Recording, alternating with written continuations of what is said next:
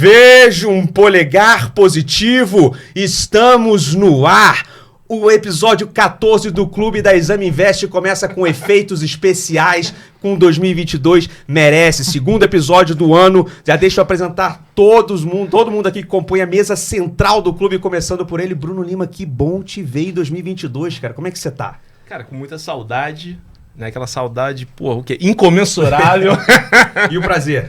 Pô, inenarrável estar aqui, pô. Sempre muito bom. Seja muito bem-vindo à mesa central do Clube da Exame Invest, cara. Muito obrigado, saudade de vocês. Você viu que a gente até preparou um efeito especial para te receber hoje. Não, vi porrada. Fiquei emocionado, escorreu uma lágrima, que talvez não tenha pego ali na câmera. Enquanto você recupera aí na sua emoção, deixa eu apresentar o convidado especial da mesa central de hoje, Luiz Constantino, diretamente do Rio de Janeiro. Cara, obrigado pela oportunidade de a gente fazer essa resenha aqui de mercado com você. Seja muito bem-vindo.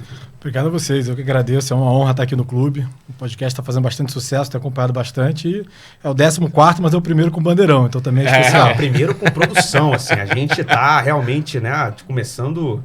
O que é? Pé direito? Pé direito, 2 pés direitos no ano, a gente tem bandeirão na mesa, tivemos efeito especial na abertura. Se por acaso você está escutando no Spotify ou em outros aplicativos apenas de áudio, fica o convite para você ver a imagem, o efeito especial bacanas. Totalmente repaginado. Enfim... E que até emocionou o Bruno Lima no começo do programa. Pessoal, vamos começar aqui. Primeiro fica, né, para a gente conseguir mais investimentos como esses investimentos super sofisticados da abertura. A gente conta aí com a sua inscrição no canal, acionar o sininho, deixa o seu like. Achei que você ia pedir Pix. Fique à vontade, está aparecendo o QR Code na tela, tô brincando. Luiz, cara, vamos começar aqui. A gente sempre pega como kickoff aqui o ponto de partida, que muita gente cobra, assim, muita gente que acompanha o clube gosta de ver a experiência do gestor, até onde você chegar no seu projeto da Rio Asset.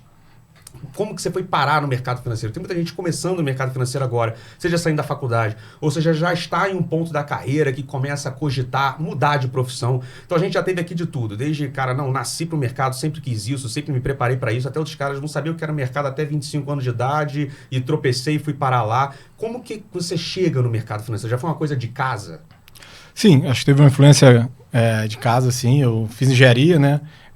Meu pai e meu irmão trabalham no mercado financeiro, né? Meu pai trabalhou no mercado financeiro numa tesouraria de um banco, meu irmão também trabalha numa gestora, então era um assunto comum na casa, algumas dessas discussões. Mas assim, eu não tinha certo que seria isso, era uma das hipóteses que eu tinha. Tinha dúvidas se eu também poderia fazer consultoria e acabo que eu não estou voltando do intercâmbio que eu tinha feito pela faculdade. E quando eu começo o estágio, eu aplico para o Opportunity, né? E lá dei sorte logo no início de participar da análise de empresa. E eu realmente gostei bastante já de cara do que eu estava fazendo.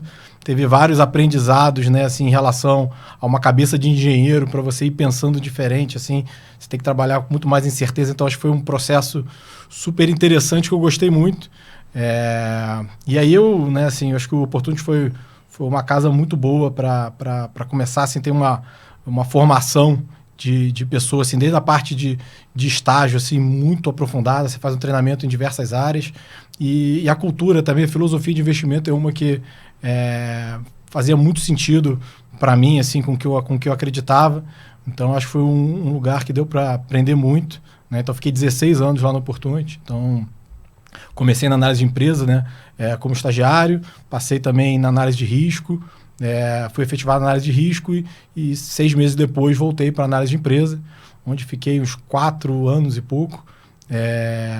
E aí tinha um modelo muito interessante também na época do Opportunity que a gente tinha feito, né? A ideia deles foi em algum momento fazer a cobertura por duplas, e essas duplas, né, eram duplas mistas, então cada analista cobria X setores, mas sempre tinha um par para cada um desses setores que podia ser diferente, e a cada um ano, pelo menos um desses setores que você cobria, você trocava e começava a cobrir um outro. Então acho que foi para quem estava começando lá, foi um processo super valioso para ficar um pouco mais generalista, aprender, né, diversos setores, né? Você gera como se diz, um sentimento de grupo muito grande à medida que você vai tendo duplas diferentes, né, e não simplesmente duplas separadas.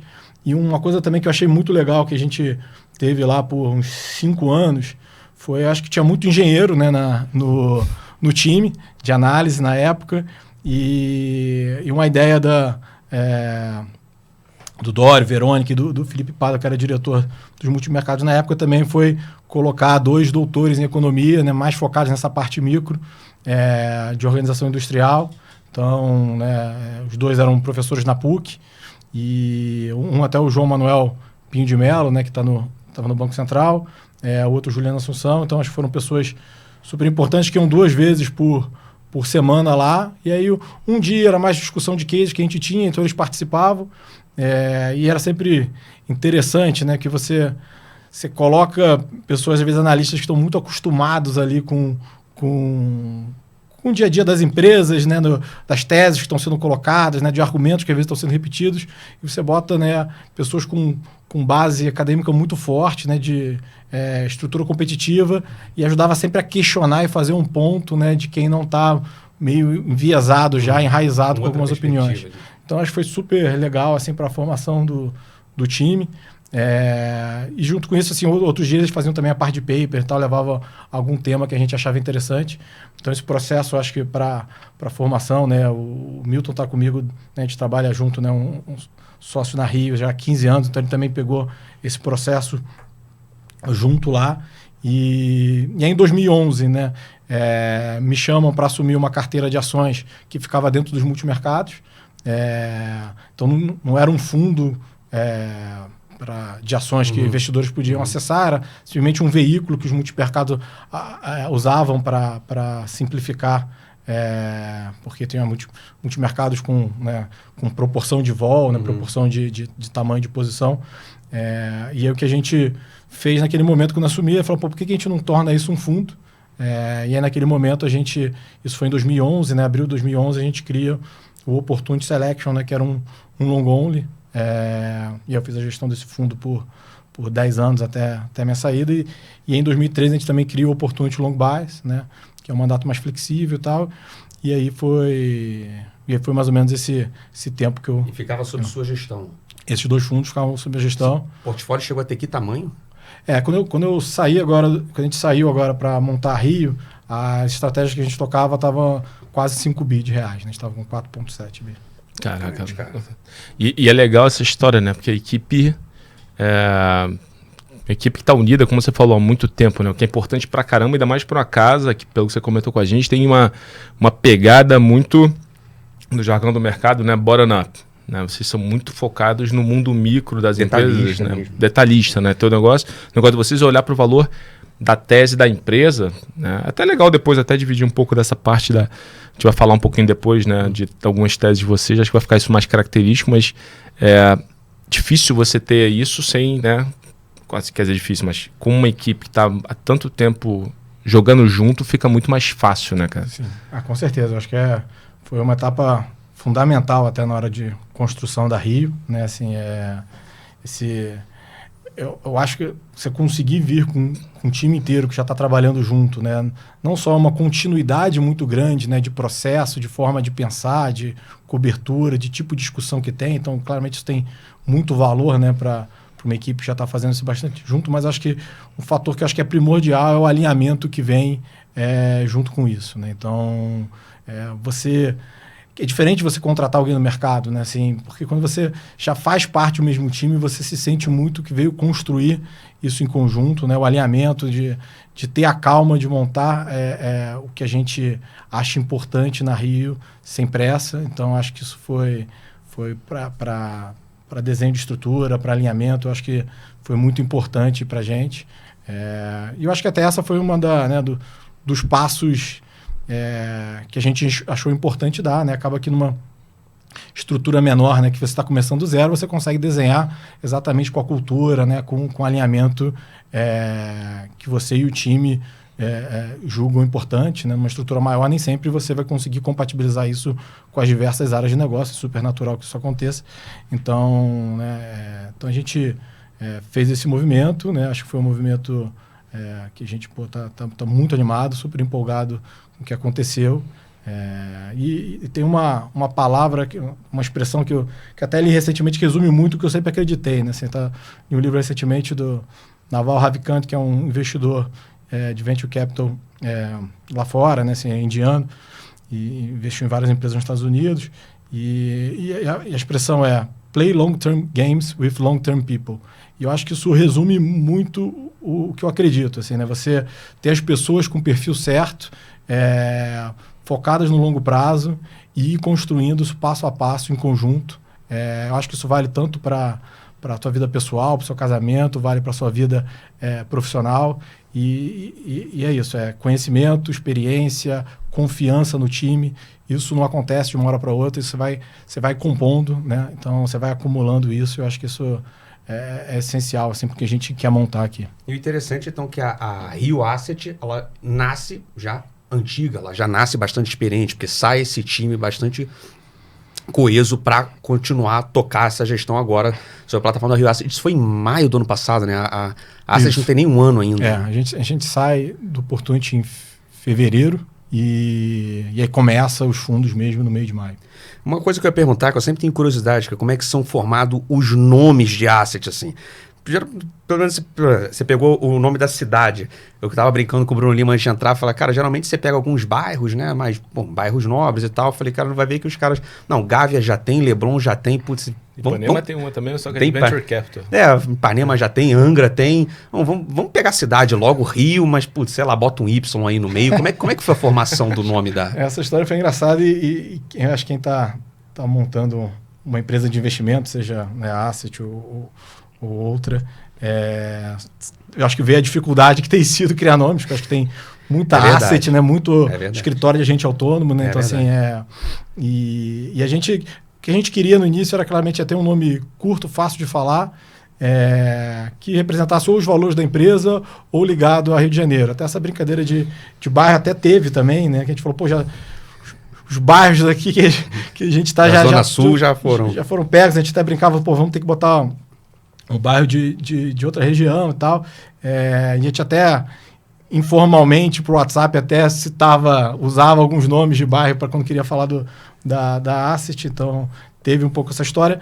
Mas o que a gente fez ao longo do tempo, a gente foi pensando em vários nomes, e a gente achava que todos que a gente pensava interessantes, a gente descobria que já alguém tinha utilizado.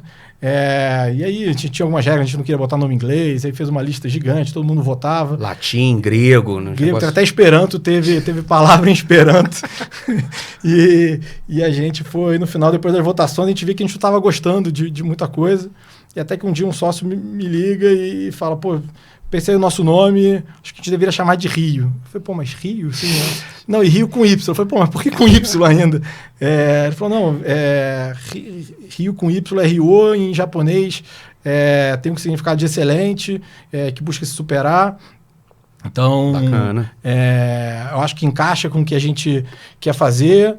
A gente falou, pô, mas tá bom, mas Ryo não faz muito sentido porque a gente, né, ninguém aqui é japonês, ninguém tem descendência japonesa. Tudo carioca, né? A gente quer fazer exatamente a referência a Rio.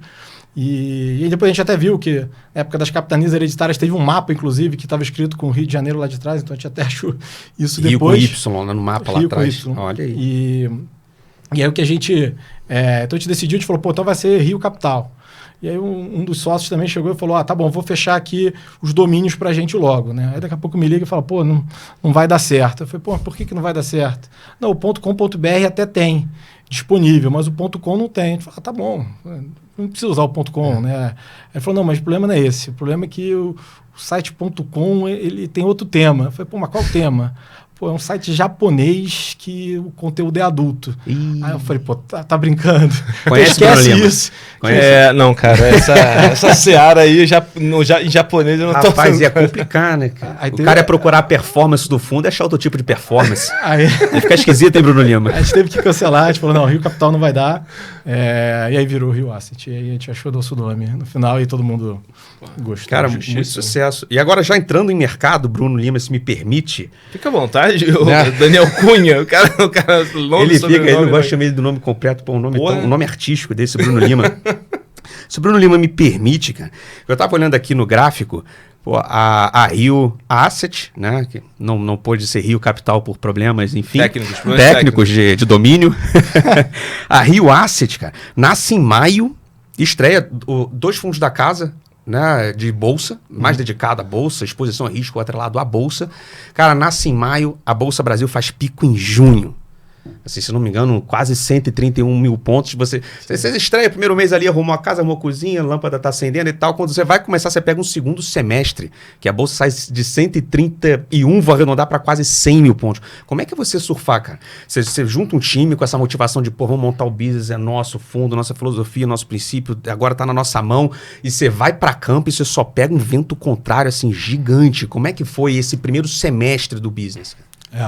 Realmente, assim, tem uma virada de ciclo importante para os ativos aqui no Brasil.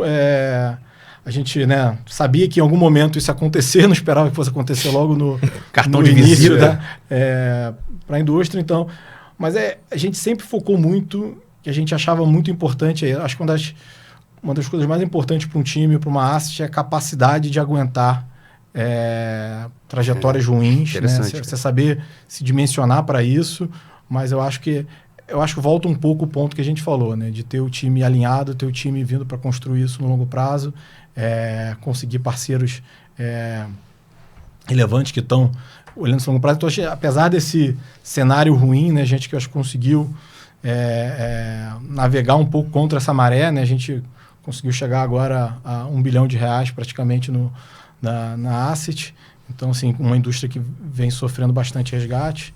Então, eu acho que foi um passo importante, né, num cenário difícil. Um cenário complicado, depois a gente vai falar um pouco sobre isso. Mas eu acho que o ponto importante é esse, assim, é você ter o alinhamento do time claro, que ciclos como esse vão acontecer e você tem que conseguir tomar as decisões certas ao longo do caminho e saber aguentar essas trajetórias. Perfeito. Ruins. Por falar em ciclo, começamos agora, né? O que esperar do ciclo aí para frente, principalmente em 2022? Quer dar o start, Bruno? Não, que eu acho que esse ponto assim, a gente até tá falando rápido um pouco antes agora, né? Assim, essa questão da economia brasileira, como todas, né? Você ter ciclo econômico, mas acho que é legal à luz do fato de você ser uma casa, bottom-up, né? Então você está olhando muito as empresas, preço, né? Nível de preço versus, né, o que dá para... o que pode ser a curva dessas companhias com esse cenário macro, mas até para entender, né, como é que impacta você, a tua avaliação, né, obviamente você dividindo isso com a gente, mas de como é que isso entra no teu processo de tomar decisão de escolha, né, de empresa, né? A gente vai dizer, beleza, estamos com o cenário eleitoral, tem mudança em taxa de juros no mundo, né, um monte de coisa que obviamente o nosso ouvinte e o nosso telespectador, né, dá pra os membros do clube. Os membros do clube já ouviram, mas uma casa bottom-up na veia, né? Como é que isso entra no teu processo? Não, claramente o cenário é super importante, né? A gente entender os riscos e entender um pouco o contexto não tem como não fazer parte, né, das nossas discussões. Mas o cenário macro ele não driva a nossa decisão de portfólio por si só, né? Então, no final, as empresas vão ter que se justificar nos diferentes cenários que a gente está olhando. É claro que vão ter cenários que empresas vão conseguir capturar isso melhor do que as outras, mas a nossa filosofia não é de investir a partir de temas, né? Então, assim, vai ter reabertura, esses aqui vão se beneficiar melhor. É claro que no cenário de reabertura vão ter empresas que você já julga, né, que estão descontadas, julga que tem uma estrutura, né, de alinhamento adequada, né, diretoria competente, e que você acha que vai conseguir se aproveitar daquele ciclo. Agora, pode ter, né, vento a favor de alguns setores, mas você às vezes não julga razoável a capacidade daquela empresa se aproveitar desse cenário, né? Às vezes pode até se beneficiar por um ano, mas você não acha que aquilo vai ser um pouco duradouro, né? Então, olhando teses um pouco, né, com horizonte um pouco mais longo, então a gente tem que saber filtrar um pouco que tipo, né, de teses realmente vão conseguir se aproveitar daquilo, ou que outras teses que a gente gostava, mas vão enfrentar um cenário mais difícil e estão tendo uma mudança de percepção de valor que foi puxada pela mudança macro. Então isso acontece, faz parte da discussão, mas é isso, assim, a gente não vai tomar decisões, né? No final, os cenários vão servir para as discussões, inputs do que a gente estiver falando para os setores, né? E no final, as empresas que a gente está escolhendo colocar na carteira. Boa. Perfeito. Preciso te perguntar, cara, na verdade uma coisa já até para encaixar no classificados do clube, que o Bruno odeia esse nome, mas na verdade classificados do clube, né, a gente sempre apresenta 2 objetos, ou 2 produtos, ou 2 ativos, e qual deles que você compra. É o que tem chamado a atenção. A gente sempre falava, né? Estados Unidos ou Brasil. E desde que a gente começou o clube, já se vai 4 meses, né? Era no-brainer, ou seja, putz, era óbvio, a maioria aqui, não, Estados Unidos. Prefiro Estados Unidos. E que deu muito certo no último trimestre do ano passado. Eis que 2022 começa, a gente está iniciando a última semana do primeiro mês do ano, já temos um cartão de visita aqui de janeiro e está chamando a atenção a correção das bolsas americanas, assim. E o bom desempenho relativo do Brasil perante esse ambiente de correção que a gente vê nos Estados Unidos. Só para dar aqui em dólar, novamente, para poder comparar, bolsas americanas estão caindo aí por volta de 10%. E Brasil está subindo aí 6, 7%. Então é uma alta performance, é uma performance, um desempenho melhor nesse relativo. Chegou o momento assim de você realmente valor Brasil e Estados Unidos se estreitarem um pouco ou não. Hoje, assim, qual a sua preferência em termos de cases, assim, de alocação de risco lá fora, aqui dentro? Como é que você está enxergando? A gente prefere estar alocado em Brasil, né? Eu acho que também tem um pouco, né, de especialização de time, né? Que a gente acompanha mais, mas a gente teve essa discussão muito forte no início do ano, né, que a gente viu o Brasil ficando mais descontado já há algum tempo, né, o cenário, acho que tem vários fatores negativos que a gente pode discutir um pouco melhor, mas chamou muita atenção o que aconteceu, especialmente na primeira semana desse ano, já veio acontecendo nas últimas semanas de dezembro, né, uma bolsa já estava fraca, né, assim, já o semestre inteiro, e assim, vários papéis caindo 15%, 20% em poucos dias. Já na largada do ano, né? Não, foi impressionante, assim, estava realmente disfuncional algumas coisas e o índice até mascarava isso, né? Porque a parte de commodity, né? Segurou muito, né? E você viu o small cap caindo 10, mas é isso, assim, algumas histórias como até Renner, algumas histórias no varejo, algumas de consumo, sofrendo muito e a gente começou a aumentar a exposição, seja nos papéis diretamente, seja a exposição direcional do long bias também, e muito com a cabeça, assim, sem saber quando que ia ter uma mudança, assim, né? Claramente não era uma ideia que ia ter uma recuperação forte que a gente teve nessas 2 semanas. A gente até falava, assim, a gente não está vendo, não é claro, nenhum trigger para melhora, né? A gente acha que os 2 triggers principais de Brasil poderia ser vindo da eleição ou da inflação, que não acho que esses triggers, se tiver essa cauda positiva, seria agora nesse curto prazo. Mas é isso, assim, os preços estavam tão atrativos que a gente falou, acho que é a hora de começar. Você nunca sabe quando essas coisas mudam. Um risco que a gente tinha medo era exatamente essa mudança do cenário externo, de né, você ter o Banco Central americano ter que estar fazendo um aumento de juros mais forte, né? Então a gente está saindo desse ciclo, né, de afrouxamento monetário, vai começar a entrar. A gente sabe que está começando, mas a gente não sabe como termina esse processo. Né? Eu acho que ele é um pouco diferente do que aconteceu no passado, porque no passado era o Fed tentando buscar uma normalização de juros, mas sem uma pressão do lado da inflação. Né? Acho que é a primeira vez que a gente está tendo isso acontecendo. Num ambiente inflacionário. Num momento inflacionário. Né? A gente teve um impulso fiscal gigantesco nos últimos anos. De fato, teve um choque de demanda muito forte. Né? Então, no início, batia-se muito na tecla de supply chain, né, no mundo, né, as cadeias de suprimento que ainda não tinham normalizado, que claramente fez um efeito, mas dá para ver que tem um efeito de demanda relevante. E eu acho que como vai se dar esse ciclo é algo que a gente tem que ter alguma cautela. E o que foi impressionante foi que a recuperação de Brasil aconteceu muito forte nessas 2 semanas e novamente mascarado pelo índice. Tá? Se você olhar o que aconteceu no índice também, como o índice não tinha sofrido muito, né? Assim, se olhar vários desses papéis que eu falei desses setores, né, shoppings, varejo, consumo, que tinham sofrido esses 15%, 20%, voltaram meio que quase isso. Então a gente continua achando barato, né? Parte desses esses ajustes muito fortes que tinham acontecido corrigiram em parte, com um cenário externo que, dada a dinâmica do que aconteceu lá fora, acho que demanda algum cuidado. Mas assim, a gente está vendo boas oportunidades de investimento, né? Assim, quando a gente olha várias empresas bastante descontadas, e esses ciclos, eles são... o relativo é sempre muito engraçado, ele vale tanto no momento que o ciclo está muito positivo, né? As pessoas usam muito como referência um concorrente que está negociando a um múltiplo ainda mais alto para justificar uma compra, e a gente via muito o contrário acontecendo agora, né? A gente achava que meio que muita coisa descontada, claro que algumas a gente não vai ter confiança de acordo às vezes com o cenário, né? de fazer o investimento, mas esse relativo também gera uma inércia para o outro lado de não fazer nenhum movimento, né? De falar, pô, mas isso aqui é um pouco mais arriscado, isso aqui é barato, mas o curto prazo vai ser um pouco ruim. Então, assim, a gente viu um espectro muito grande. O que a gente foi fazendo, né, é tentar estar diversificado nessas diferentes teses. Nas histórias, né, que a gente vê um pouco mais de risco, de compressão de margem, que vai acontecer para várias empresas ao longo agora de 2022, não ter essas posições muito grandes na carteira, mas ir se aproveitando um pouco desses preços. Assim, eu acho que é natural num processo desse que a gente vai ter de atividade fraca, né, pressão de custo, inflação alta, que as empresas, né, de alguns setores vão sofrer, né, não só na receita, vai sofrer margem, porque não vai conseguir repassar tudo nesse primeiro momento. Mas eu acho que tem que separar um pouco o que é efeitos de curto prazo, né, dessa transição de margem até você conseguir retomar suas margens, né, que aí vai depender menos do macro e vai depender muito mais da estrutura competitiva, né, de fato, quem são os concorrentes, como é que está nesse mercado aqui. Dá um exemplo para a gente de um papel, setor que, mesmo com todos esses ventos contrários lá fora e aqui dentro, mesmo assim você gosta da exposição, você gosta do case, você gosta da empresa, você está disposto a passar por esse curto prazo com essa posição, qual é?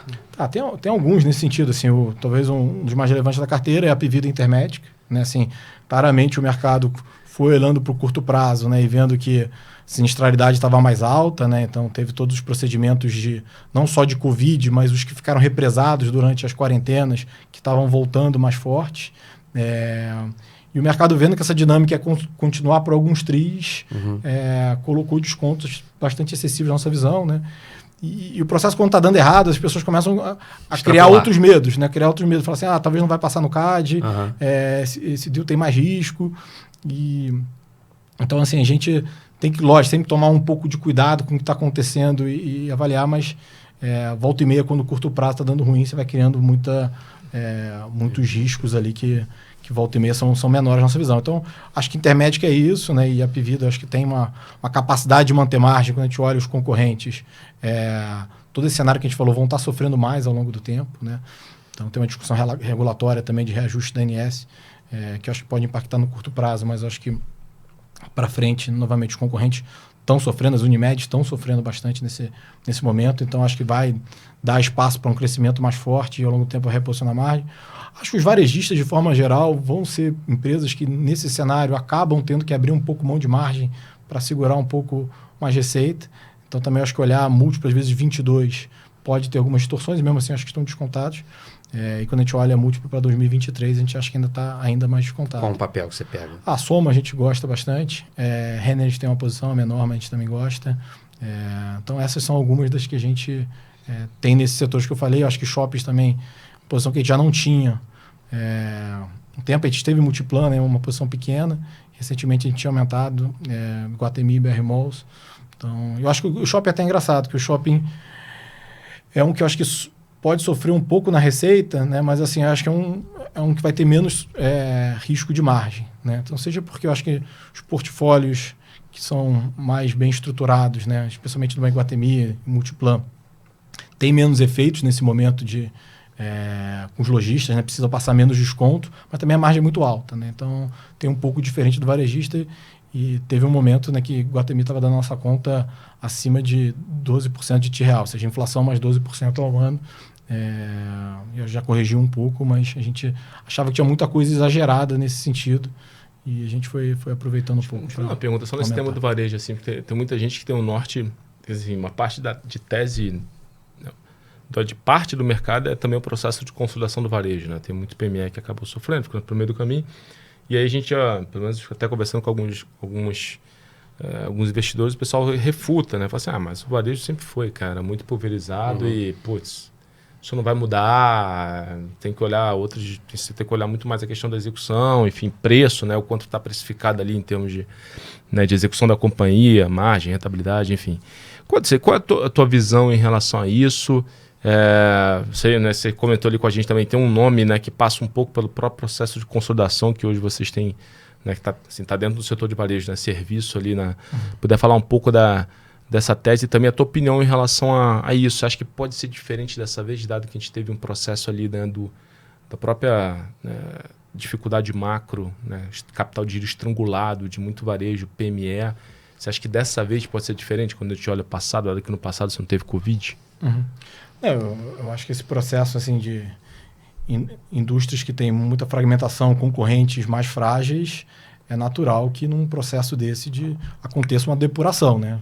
Lógico que vão surgir outros concorrentes, mas competidores, né, players bem estabelecidos nesses lugares, em geral, costumam ganhar share, né? Então, em geral, assim, o que a gente via muito era isso. O grande ganho de share que as empresas tinham não era no boom, né? Não era quando as coisas estavam indo muito bem. Era exatamente na recuperação depois de uma crise. Então, porque quando as coisas estão indo muito bem, assim, todo mundo consegue levantar dinheiro, todo mundo consegue se financiar, todo mundo faz projetos de expansão mais fortes, né? E quando as coisas começam a dificultar, que você começa a separar muito melhor a performance, a execução na ponta, né? E a capacidade de se financiar e manter. Então, acho que a gente está um pouco nessa saída, né, de um processo que a gente teve um pouco mais... Teve o Covid, né, que teve um choque ali importante já para isso acontecer, mas antes a gente vinha anos um pouco melhores para o mercado financeiro, né, que ajudava nesse financiamento de empresas no projeto de expansão. E eu acho que esse processo vai acontecer. Então, no varejo, em geral, isso acontece, sim, natural. E outro case que a gente gosta, né, além desses que eu citei, que a gente viu uma mudança muito grande nos últimos anos de posicionamento da empresa, de turnaround, que foi feito há meio que 4, 5 anos atrás, que foi a Arcos Dourados, né? Então, Arcos Dourados, para quem não conhece, é a franqueadora operadora do McDonald's, né, na América Latina, né? Então, primeira vez que tá vindo aqui no clube esse nome. É a primeira vez. Chiquer Bruno Lima. Pô, me quebrou, hein? Arco. É arco mesmo, cara. Você salvou, hein, cara? No improviso. Mas recebeu ajuda aqui. Opa, ali até a bola. A primeira vez que tá vindo esse papel, Arcos Dourados aqui no clube. Você gosta do case? Você tem? Não é tão acompanhado que a gente viu, assim, né?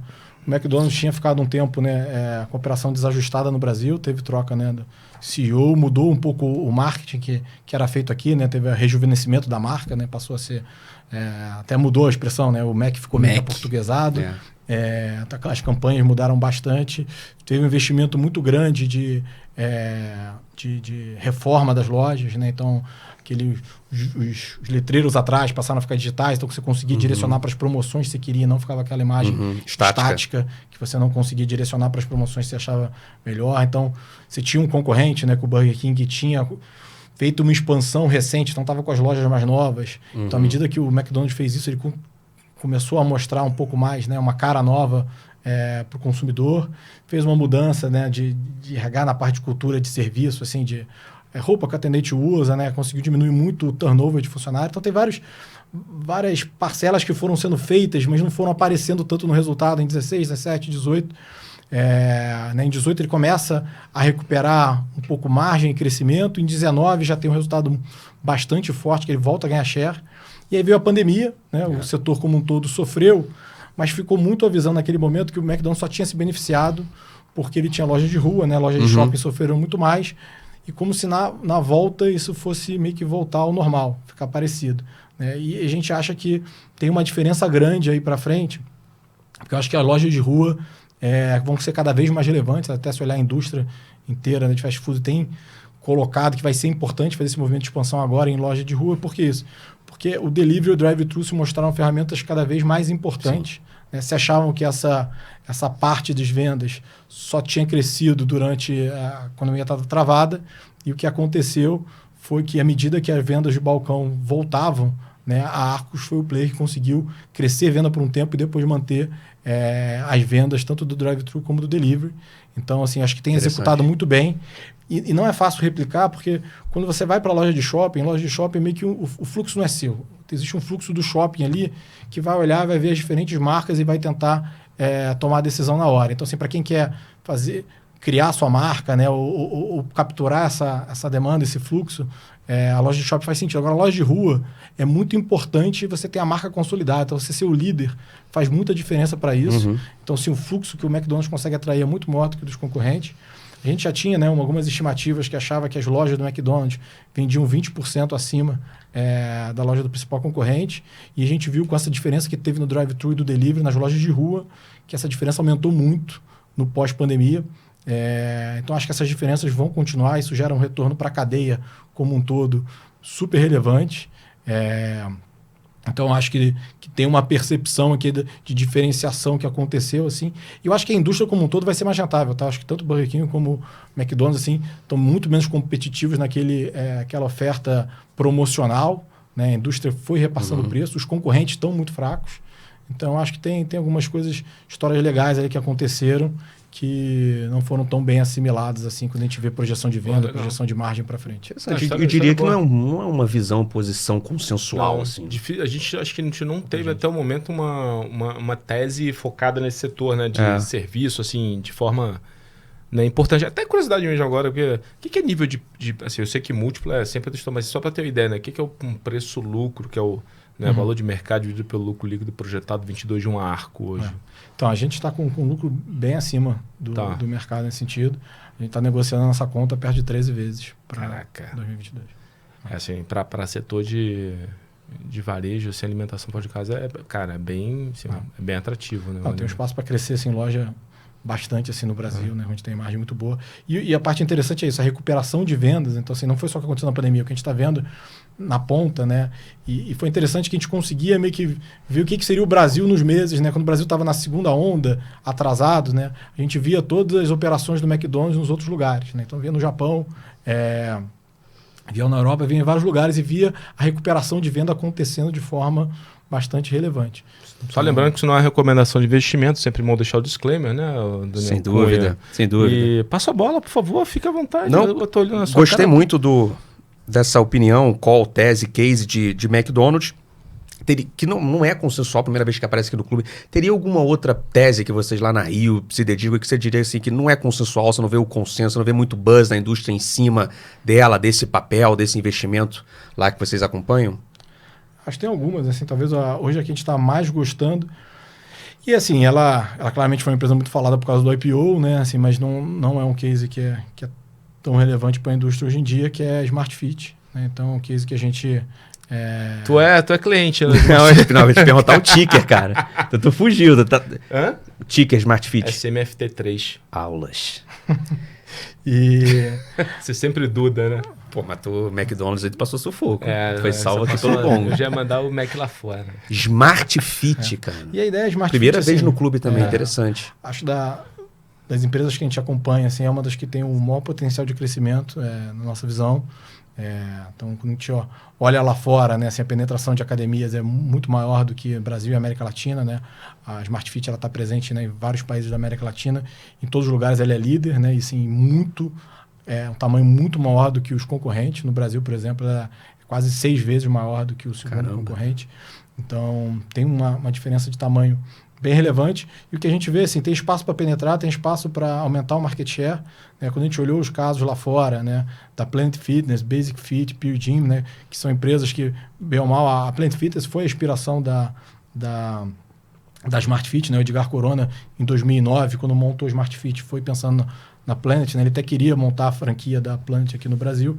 A Planet não quis, naquele momento, avançar nesse sentido. Acaba que o modelo dele é um pouco mais parecido até com o da Basic Fit hoje, mas assim, esse modelo de academia, assim, que foi um pouco diferente do que existia na época, você tinha as academias de nicho, né, que eram equipamentos muito bons e preços mais altos, e tinha as academias de bairro, que em geral era preço baixo, mas aquela que você ia e os equipamentos não estavam tão atualizados. Cunha, esse... Fala, Bruno. Aquele, né, faz aquele... Como é que a galera fazia antigamente? Pega aquele latão de tinta, joga cimento. Tem, né, cara, tem a academia raiz. Raiz, que dia os equipamentos, dia as máquinas já foram brancas, hoje é meio ferrugem ali, old school. Cara. E o que a gente viu nesses mercados é assim, que à medida que esse modelo surge, esse modelo ele não só ganha muito market share, como ele ajuda muito na expansão do mercado, né? Então, assim, essas diferenças de penetração, né, Brasil contra países desenvolvidos, América Latina contra países desenvolvidos, é sempre natural, né? Tem uma diferença de renda, assim, a gente acha uma proporção muito grande de diferença, mas eu acho que o mais interessante é olhar que não só tem essa diferença muito grande, mas assim, se olha Estados Unidos, Europa, foram ganhando, a penetração foi aumentando ano após ano. Né? Então, assim, eu acho que esse modelo ajudou a trazer mais alunos, né? Então, assim, à medida que o preço é baixo, mais gente toma a decisão, mesmo que não vá tanto para a academia. E eu acho que, então, assim, a Smart tem um espaço para surfar um crescimento aí muito grande. Acho que ela tem uma expansão que é um pouco diferente do varejista normal, né? Que o varejista ele não tem aquele cliente tão recorrente e às vezes o cliente de outra região está fazendo a compra, né, com pouca frequência na loja dele. Então, assim, ele tem mais dificuldade de mais ser assertivo na expansão. Eu acho que a Smart ela consegue entender muito bem, né? Porque à medida que ela começa a encher a academia, ela sabe que ela tem que direcionar parte daqueles alunos para outra região. Então, ela vai mapeando onde ela consegue montar. Eu acho que o histórico, assim, né, tem mais de 900 unidades e você vai olhar e só 3 que ela teve que fechar ao longo do tempo. Então, assim, realmente é impressionante a capacidade de expandir. Acho que tem diferenças, pequenas vantagens competitivas que somadas fazem uma diferença grande versus o concorrente, né? Uma indústria que demanda muito capital para expandir, tem muito custo fixo, né? Então, assim, no início não é tão rentável, então para fazer uma expansão acelerada você precisa de funding, e ela consegue, né, com a marca, com a escala de marketing, te trazer, rampar melhor essas unidades, você ter lojas espalhadas, unidades espalhadas por uma mesma região ou por diferentes regiões, faz o cliente querer usar perto do trabalho, querer usar quando está viajando para outra cidade.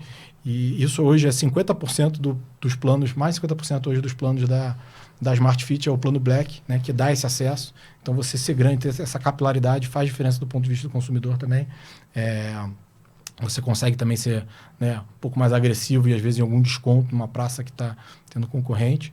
É natural que os pontos vão ser oferecidos para você primeiro, né, que é a marca mais consolidada, assim, e tem que olhar que tem uma relevância muito grande, ponto de shopping, loja, unidade de supermercado. Então, assim, que aquele ponto você não pode ter 3 academias ali, né? O cara escolhe o mix. Então, assim, ele vai realmente, assim, oferecer para quem ele sabe que tem uma marca consolidada. Então, a gente vê um espaço muito grande ali e está negociando, assim, esse ano vai ser um ano de normalização da base, né? Até, assim, acho que a ação sofreu, até com essa onda de Ômicron também sofreu um pouco. Acho que a gente está passando desse processo. O que a gente olhou lá fora, né, antes do Ômicron, que teve uma recuperação de alunos por academia já importante, né? A Smart está rodando perto de 75% da base que ela tinha de aluno por academia antes da pandemia. Em número de alunos não, porque ela foi aumentando o número de academias. Mas quando a gente olha lá fora, Planet Fitness, Basic Fit já estão meio que 90%, 95%. Então esse processo está acontecendo. E até no Chile, né, que a Smart está presente, ela já está acima da base dela pré-pandemia, que é lá quando passou da onda, já não tem mais o requerimento de máscara, que eu acho que faz muita diferença para o aluno que vai usar, né, a parte aeróbica da academia. Então a gente acha que vê um movimento aí de normalização e para o ano que vem a gente está no nosso lucro ajustado pelo capex de manutenção que tem uma diferença versus a depreciação importante, a gente está enxergando perto de 14 vezes lucro. Uma história que eu acho que tem o maior crescimento que a gente tem no nosso universo ali. Fora de consenso. Dois fora de consenso. Pô, obrigado pela aula, pela explanação de 2 papéis, 2 empresas aqui fora do consenso. E o bom também ficou meio equilibrado, né? McDonald's e Smart Fit, né? A gente equilibra aqui e segue, né? Fala aí, Bruno. Não, que agora a gente, tem que chegar na discussão, né? No famoso deu bom, deu ruim, né? A gente discutiu tese.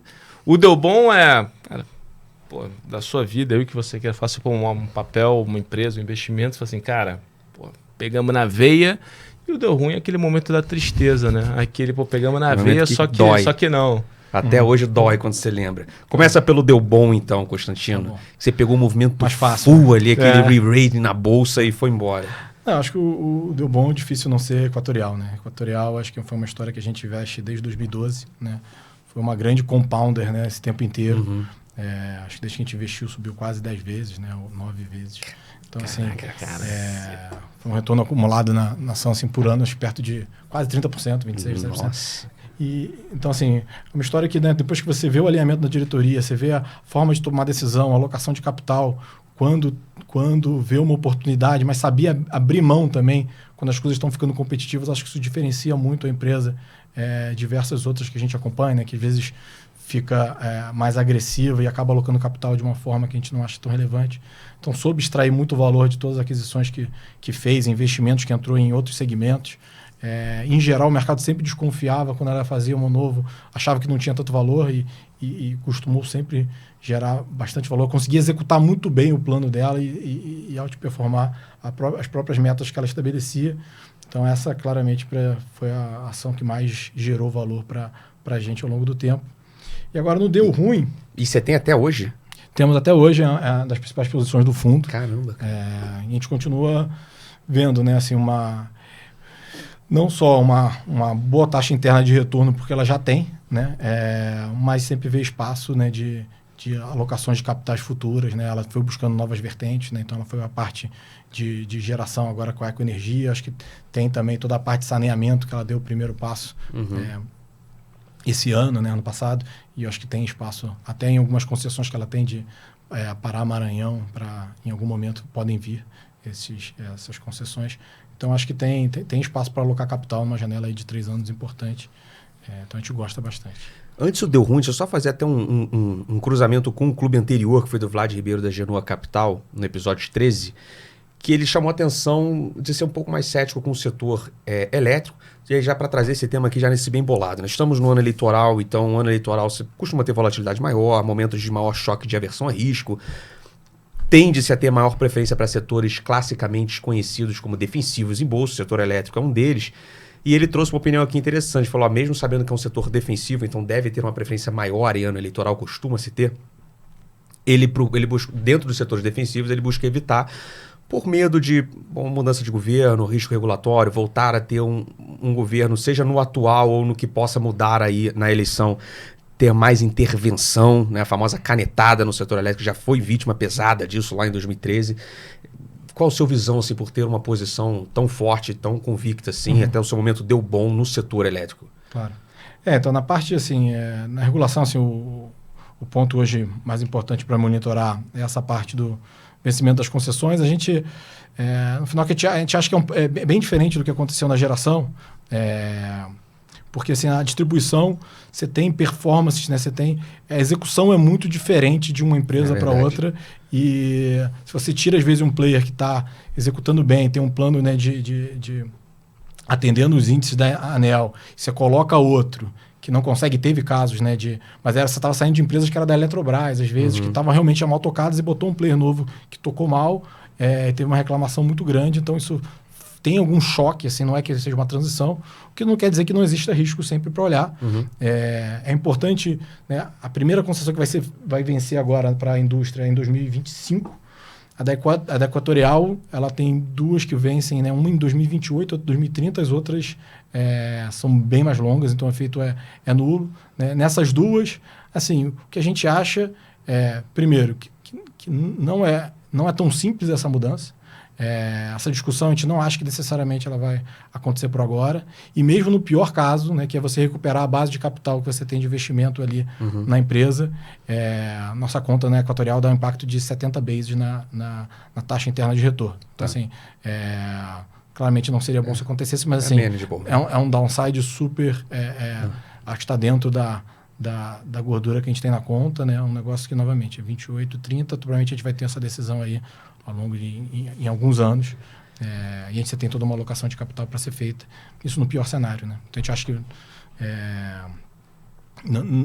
é importante monitorar, mas não é algo que para a gente mude a cabeça hoje em dia. Interessante. Assim, do investimento. Agora sim, compartilha com a gente aquele momento da dor, mas o aprendizado que ficou no seu momento deu ruim, cara, que você foi grande, convicto, se dedicou, fez todo o dever de casa e se quebrou ali, machucou. O deu ruim foi logo no início claro, teve vários outros, né? Mas acho que ali o grande aprendizado, assim, foi logo no início da gestão ali que... Já da Rio? Não, no Opportunity, né? E aí acho que tem várias lições interessantes ali e cada vez você vai aprendendo e vai ajustando mais, né? Mas foi em Vale, né? Então, assim, na época a gente tinha... Isso foi 2011, né? A gente tinha... A Vale era a maior posição dos fundos da casa, né? Uma posição muito grande. A gente, quando a gente discutia no time de análise, gostava bastante. Tinha um ciclo super favorável. Os competidores estavam tendo dificuldade de se colocar oferta, né? Os projetos atrasavam, né? A curva de custo marginal parecia super alta, né? O minério estava 180, e aí, mesmo quando você colocasse caindo para 120, parecia um múltiplo muito baixo. Então, acho que teve vários erros também aí do case específico de Vale, que depois a gente pode entrar, mas acho que esses não são nem as tiradas mais importantes ali, né? O que eu achei mais importante também são 2 coisas. Primeiro é o tamanho de posição, né, que você consegue ter. Eu acho que isso faz muita diferença para compor capital ao longo do tempo. E a outra é você ter as inspirações certas, mas entender que os gestores não são iguais. E você tem que adaptar o processo para como você reage ao longo do tempo, né? E isso eu estou dizendo porque a gente sempre teve uma cabeça, né, de muito velho investing lá no Opportunity, né, de horizontes longos. Então, assim, o próprio Dora é uma grande inspiração para a gente, né? Assim, a gente polia bastante, né, as referências usuais de velho investor, né? Buffett, Munger, Seth Klarman. E sempre é uma temática muito comum, né, desses investidores concentrarem bastante nas grandes ideias, né? E o Dório, né, sempre teve uma capacidade muito grande para fazer isso, né? Assim, track record fantástico e é impressionante para quem conhece, né, ver o quanto ele consegue reagir bem em momentos de muito estresse, né? Assim, ele pessoalmente consegue manter um clima, um astral super bom em momentos de estresse. Então, assim, e ele conseguiu bancar, né, assim, várias posições ao longo da carreira dele, né, às vezes muito concentradas, né? E ele foi, né, traçado dessa forma e ganhou muito dinheiro assim. E você tem que ter as referências, né? É importante você sempre se questionar, mas saber adaptar o processo, né? E naquele momento, o Dório tinha uma posição muito grande em Vale. A própria carteira que eu assumi, né, dos multimercados, né, se olhasse ela normalizada, ela estava com 45% de Vale. Nossa. E que era já menor, né, do que tinha na casa. E a primeira decisão foi, tá bom, eu gosto muito de Vale, mas acho que, 45 exagerados, né? Vamos para 30, né? E parecia que 30 era razoável, né?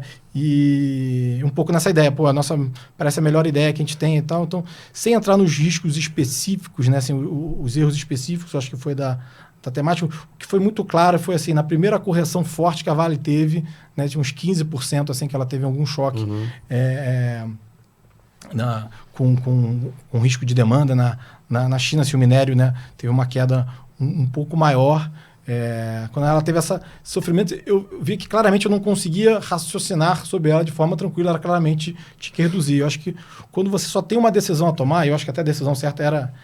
naquele momento a história estava sendo diferente, tinha erros na tese, mas eu acho que mesmo assim você tem que ter capacidade, né, de mencionar isso correto, né? Então, assim, eu acho que isso cada vez mais você vai entendendo esse limite, né, assim, de qual o tamanho que você consegue ter, que tipo de tese você consegue ter nesse tamanho. Uma coisa que a gente gosta de repetir muito, né, assim, falar assim, a gente nunca quer se colocar no in-corner, né? In-corner é quando você se sente que você não tem a liberdade de atuação que você gostaria de ter para diversos lados, né? Você acaba tendo sempre que reagir quando a trajetória acontece. O investidor, por natureza, ele é short vol, né? Quando as coisas sobem muito, ele acaba vendo várias coisas positivas nas empresas, né? A diretoria parece mais competente, o cenário de expansão é maior. Tem até um livro que fala sobre isso, que é o Halo Effect, né? Assim, você acaba criando várias características para a empresa que às vezes só estão atreladas que ela foi muito bem. E a mesma coisa quando está dando errado, né? Você vai inventando vários riscos para a tese. Então, acho que uma coisa que é muito importante assim, para você conseguir compor capital ao longo do tempo nas teses, entender que a maior parte, né, dos seus investimentos não vai ter um prazo definido, assim, a não ser que você tenha visto em algum evento específico, né? Você não vai ter um prazo para saber se você estava certo ou estava errado, né? Provavelmente vai ter um direcionamento que vai parecer que você está indo errado, parecer que está dando certo, e você tem que ter a cabeça de tomar essa decisão. E aí vai ter posição que você consegue monitorar bem, você consegue ter maior, né? Então, assim, para o nosso tamanho de posição, não basta olhar se a posição, né, qual é o upside que tem, né, qual é a simetria, mas entender qual é a natureza do risco também. Então, assim, um risco claramente em Vale, Petro, é um risco que a gente consegue absorver menor, porque a gente vai ter dificuldade de reagir, né, com o movimento político ou com o movimento de reversão macro mais forte, do que uma tese micro que a gente consegue ir acompanhando melhor vários desses elementos. Então, eu acho que esses foram aprendizados super importantes, né? Então assim, buscar as referências corretas, mas entender que você não necessariamente vai reagir igual às suas referências. Então, a experiência vai entender a dimensionar melhor, a estruturar melhor os processos da forma que você reage, você pensa. E eu acho que essa é a forma certa de pensar na posição antes e não esperar dar o problema e tentar estopar, assim, porque, novamente, como eu falei, o mercado... Ao longo do tempo, assim, a trajetória pode estar sendo ruim e você está certo. Então, também você tem que ter capacidade de tomar a decisão de modo mais frio. Assim, né? Perfeito, cara. Para a gente terminar aqui, a sua aposta para entrar para o quadro de medalhas do clube, enquanto você pensa aí qual o papel que você vai pegar para brincar aqui no clube do quadro de medalhas, eu sei que é um trabalho super ingrato, o trabalho de gestor é compor carteiras, como você está falando aqui, até um dos aprendizados, até o tamanho que o papel deva ter para compor aquela carteira. Mas aqui é brincadeira, dá para escolher um papel só de bolsa. Enquanto você pensa, só para terminar, uma dica que a gente sempre é cobrado aqui dos gestores compartilhar. Você por acaso já falou muito livros e autores aqui interessantes ao longo do programa, mas dica de série. É isso que nos cobram aqui no clube, exatamente para aquele momento mais clube, mais relaxado. Tem alguma dica de série, cara, para compartilhar aqui com a gente? Eu tenho visto muita série, não, mas assim, a que eu vi recentemente que eu achei muito boa foi Get Back, né, que é dos Beatles, né? Tá no Disney Plus e é muito legal, assim, eu não sou nem dos maiores conhecedores de Beatles, né, gosto, mas mesmo assim não sou aqueles que conhecem a discografia inteira, sabe, a ordem dos álbuns, então claramente não sou essa pessoa, mas assim, é impressionante a capacidade deles, assim, eles estavam... A história assim rápida, né, passa em 1969, né? Eles estavam um tempo já sem fazer a apresentação ao vivo e estavam meio que fazendo os ensaios para pensar em fazer uma nova apresentação. Animal, então assim, e é impressionante assim a capacidade deles inventarem músicas na hora. De bobeira ali, né? Assim, são realmente geniais. Então é bem legal assim. Bacana. Conseguiu? Eu acho que você já deu. Eu arrisco dizer que você já deu um spoiler aí do papel que você vai pegar para o quadro de medalhas. Mas enfim, qual é? Aqui para você entrar, a partir de hoje a gente vai pegar uma janela dos próximos 3 meses, para depois a gente, obviamente, brincar aí, ver qual foi a performance, superou o Ibovespa ou não. Qual é o papel que você pega aí para o quadro de medalhas? Vamos na Smart Fit, então. Mesmo. Smart Fit, Bruno Lima, ticker. SMFT3. Com esse papel que sempre me coloca a prova, impressionante. Pela primeira vez você tremeu aqui com o McDonald's. Smart Fit, você entra para o clube de medalhas. Constantino, muito obrigado, cara, pela sua presença, de ter vindo aí do Rio de Janeiro com I, por contar a história aqui do Rio de Janeiro com I, do Rio com Y. Mas brincadeiras à parte, pessoal, fica o convite para acessar a rioasset.com.br para ver as lâminas do fundo, entender e conhecer melhor a equipe. Ou senão também pode acessar via BTG Pactual Digital. A Rio tá lá presente na nossa plataforma. Fica o convite, o link tá na tela. Bruno Lima, palavras finais da sua estreia aqui de 2022. Tá emocionado, cara? Teve um efeito especial aqui, no início. Olha o bandeirão na mesa. Isso aqui, vou te falar, cara, mexeu na alma, cara. 2022 promete, não promete não? Porra, só felicidade. Então, seja muito bem-vindo. Luiz Constantino, mais uma vez, muito obrigado, cara. Eu que agradeço, obrigado. Foi um ótimo bate-papo. A todos aí, até semana que vem. Um grande abraço.